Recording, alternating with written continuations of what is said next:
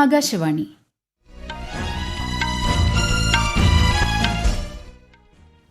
നമസ്കാരം. വാർത്തകൾ വായിക്കുന്നത് അശ്വതി.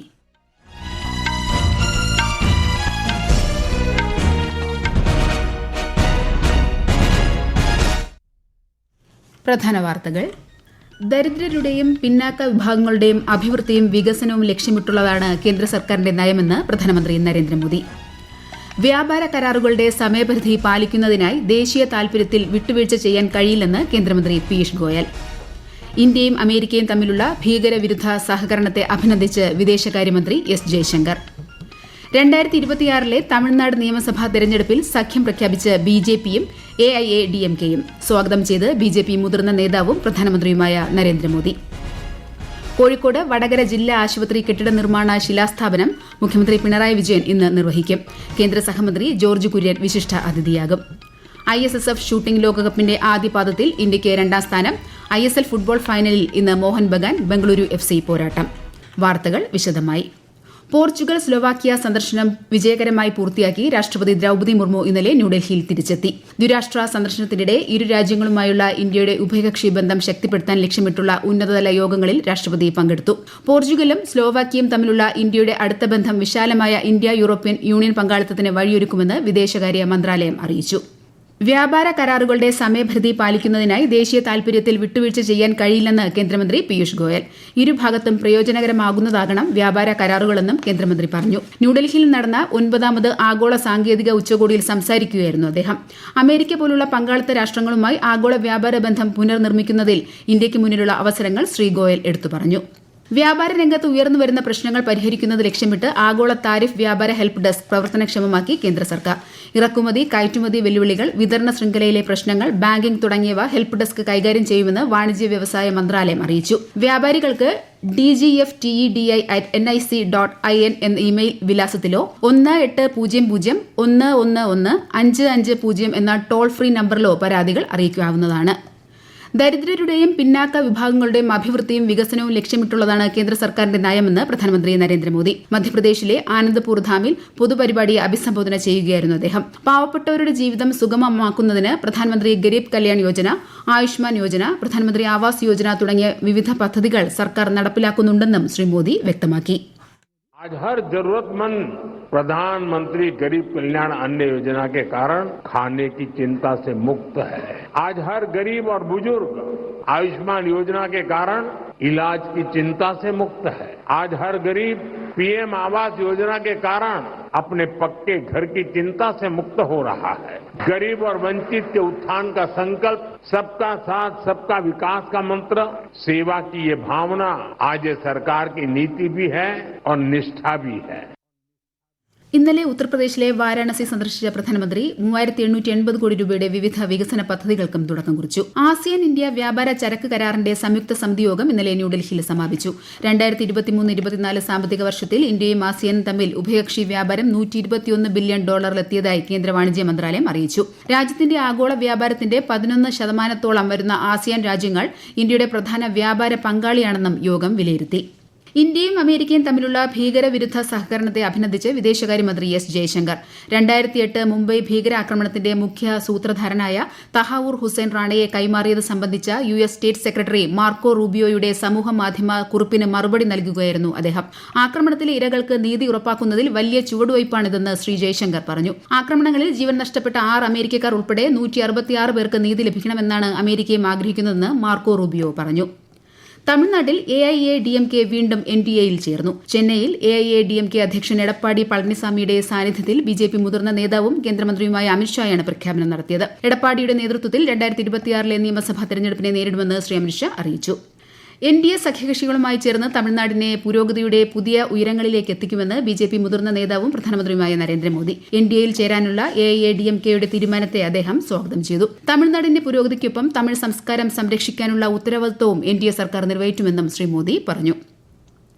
കോഴിക്കോട് വടകര ജില്ലാ ആശുപത്രി കെട്ടിട നിർമ്മാണ ശിലാസ്ഥാപനം മുഖ്യമന്ത്രി പിണറായി വിജയൻ ഇന്ന് നിർവഹിക്കും. പരിപാടിയിൽ കേന്ദ്ര സഹമന്ത്രി ജോർജ് കുര്യൻ വിശിഷ്ടാതിഥിയാകും. കേന്ദ്ര സംസ്ഥാന സംയുക്ത പദ്ധതിയായ പ്രധാനമന്ത്രി ജൻ വികാസ് കാര്യക്രമിൽ ഉൾപ്പെടുത്തിയാണ് നിർമ്മാണം നടത്തുന്നത്. ഈ വാർത്തകൾ ആകാശവാണിയിൽ നിന്ന്. ആകാശവാണി വാർത്തകളും വാർത്താധിഷ്ഠിത പരിപാടികളും all India radio news Thiruvananthapuram YouTube ചാനലിലും @all India radio news Thiruvananthapuram Facebook പേജിലും AR News_ തിരുവനന്തപുരം ഇൻസ്റ്റഗ്രാം അക്കൌണ്ടിലും @AR News_TVM X ഹാൻഡിലും ലഭ്യമാണ്. അടുത്ത മാസം 1 മുതൽ 4 വരെ മുംബൈയിൽ നടക്കാനിരിക്കുന്ന വേവ്സ് ഉച്ചകോടിയുടെ ഭാഗമായുള്ള 32 മത്സരങ്ങളിൽ ഒന്നായ തീം മ്യൂസിക്കിലെ വിജയികളെ പ്രഖ്യാപിച്ചു. 6 വിജയികളെയാണ് തിരഞ്ഞെടുത്തത്. ഇന്ത്യയുടെ വൈവിധ്യമാർന്ന സംഗീത മേഖലയിലെ പ്രതിഭകളെ ലോകത്തിന് മുന്നിൽ അവതരിപ്പിക്കുക എന്നതാണ് മത്സരത്തിന്റെ ലക്ഷ്യമെന്ന് വാർത്താവിതരണ പ്രക്ഷേപണ മന്ത്രാലയം പറഞ്ഞു. രാജ്യത്തെ സർഗാത്മക മേഖലാ സമ്പദ്വ്യവസ്ഥയിൽ മഹാരാഷ്ട്രയും മുംബൈയും നിർണായക സ്ഥാനം വഹിക്കുന്നതായി കേന്ദ്രമന്ത്രി അശ്വിനി വൈഷ്ണവ്. ലോക ദൃശ്യ ശ്രവ്യ ഉച്ചകോടി വേവ്സിന്റെ മുന്നൊരുക്കങ്ങൾ അവലോകനം ചെയ്ത ശേഷം മാധ്യമപ്രവർത്തകരോട് സംസാരിക്കുകയായിരുന്നു അദ്ദേഹം. 100-ലധികം രാജ്യങ്ങളിൽ നിന്നുള്ള പ്രതിനിധികൾ പരിപാടിയിൽ പങ്കെടുക്കുമെന്ന് മഹാരാഷ്ട്ര മുഖ്യമന്ത്രി ദേവേന്ദ്ര ഫട്നാവിസ് അറിയിച്ചു. സർഗാത്മക രംഗത്ത് പ്രവർത്തിക്കുന്നവരോട് വേവ്സ് 2025ന്റെ ഭാഗമാകാൻ ചലച്ചിത്ര നടൻ മോഹൻലാൽ അഭ്യർത്ഥിച്ചു. Storytelling lets us dream, imagine and create. And with vision and creativity, it brings people together and sparks powerful ideas. Waves, the World Audio Visual and Entertainment Summit, is where all of this comes alive. It is not just about cinema or content. It's about innovation, collaboration, and the future of entertainment. In just 20 days, the world will be watching. Let us be part of the story that's about to unfold. Don't miss the moment. അർജന്റീനയിൽ നടന്ന ISSF shooting ലോകകപ്പിന്റെ ആദ്യപാദത്തിൽ ഇന്ത്യയ്ക്ക് 2ാം സ്ഥാനം. 4 സ്വർണം, 2 വെള്ളി, 2 വെങ്കലം എന്നിവയുൾപ്പെടെ ആകെ 8 മെഡലുകളാണ് ഇന്ത്യ നേടിയത്. ചൈനയാണ് 1ാം സ്ഥാനത്ത്. ISSF ലോകകപ്പിന്റെ 2ാം ഘട്ടം നാളെ പെറുവിലെ ലിമയിൽ ആരംഭിക്കും. ഇന്ത്യൻ സൂപ്പർ ലീഗ് ഫുട്ബോൾ 11ാം സീസണിന്റെ ഫൈനൽ ഇന്ന്. കലാശപ്പോരിൽ കരുത്തരായ മോഹൻ ബഗാനും ബംഗളൂരു FCയും ഏറ്റുമുട്ടും. കൊൽക്കത്ത സാൾട്ട് ലേക്ക് സ്റ്റേഡിയത്തിൽ രാത്രി 7:30 മത്സരം. ഇതുവരെ 13 തവണ ബംഗളൂരുവും മോഹൻ ബഗാനും നേർക്കുനേർത്തിയപ്പോൾ 10ലും ജയം ബഗാനൊപ്പമായിരുന്നു. IPL ക്രിക്കറ്റിൽ ഇന്നലെ നടന്ന മത്സരത്തിൽ Kolkata night Riders Chennai super കിങ്സിനെ 8 വിക്കറ്റിന് പരാജയപ്പെടുത്തി.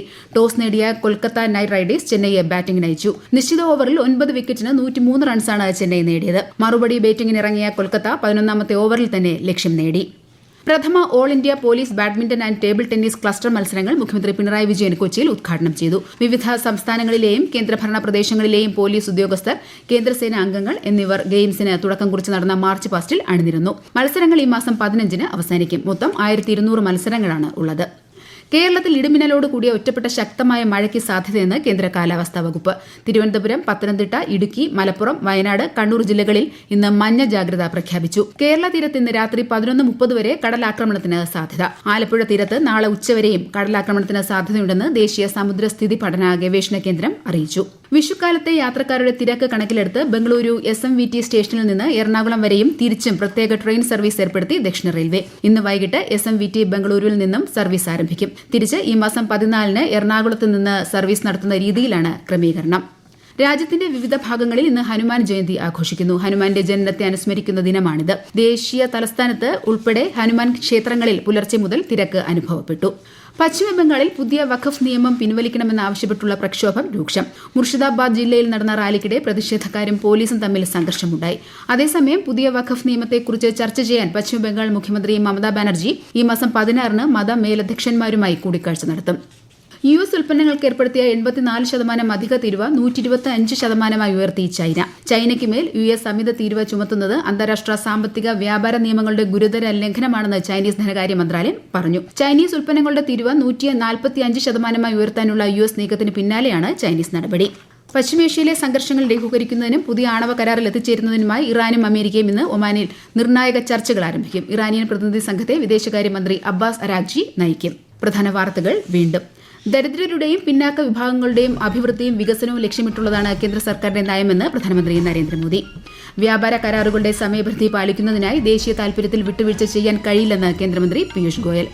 ഇന്ത്യയും അമേരിക്കയും തമ്മിലുള്ള ഭീകരവിരുദ്ധ സഹകരണത്തെ അഭിനന്ദിച്ച് വിദേശകാര്യമന്ത്രി S. ജയശങ്കർ.